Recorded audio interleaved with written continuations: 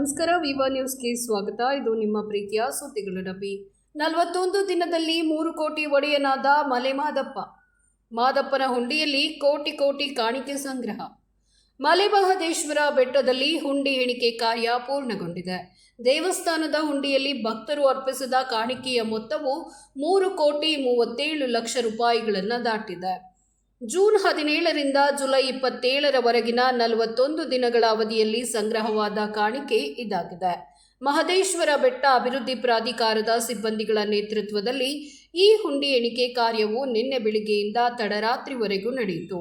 ನಗದು ಕಾಣಿಕೆ ಜೊತೆಗೆ ಭಕ್ತರು 58 ಗ್ರಾಂ ಚಿನ್ನ ಮತ್ತು 1 ಕೆಜಿ 250 ಗ್ರಾಂ ಬೆಳ್ಳಿ ಆಭರಣಗಳನ್ನು ಸಹ ಹುಂಡಿಯಲ್ಲಿ ಸಮರ್ಪಿಸಿದ್ದಾರೆ.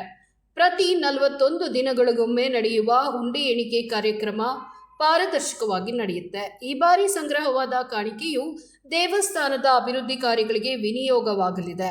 ಮಾದಪ್ಪನ ಸನ್ನಿಧಿಗೆ ಭಕ್ತರು ಅಪಾರ ಸಂಖ್ಯೆಯಲ್ಲಿ ಭೇಟಿ ನೀಡುತ್ತಿದ್ದು ತಮ್ಮ ಶ್ರದ್ಧಾ ಭಕ್ತಿಯಿಂದ ಕಾಣಿಕೆಗಳನ್ನು ಸಲ್ಲಿಸುತ್ತಿದ್ದಾರೆ. ಈ ಬಾರಿ ಸಂಗ್ರಹವಾದ ಕಾಣಿಕೆ ಮೊತ್ತವು ಹಿಂದಿನ ಅವಧಿಗಿಂತ ಹೋಲಿಸಿದರೆ ಹೆಚ್ಚಾಗಿದೆ ಅಂತ ತಿಳಿದು ಬಂದಿದೆ.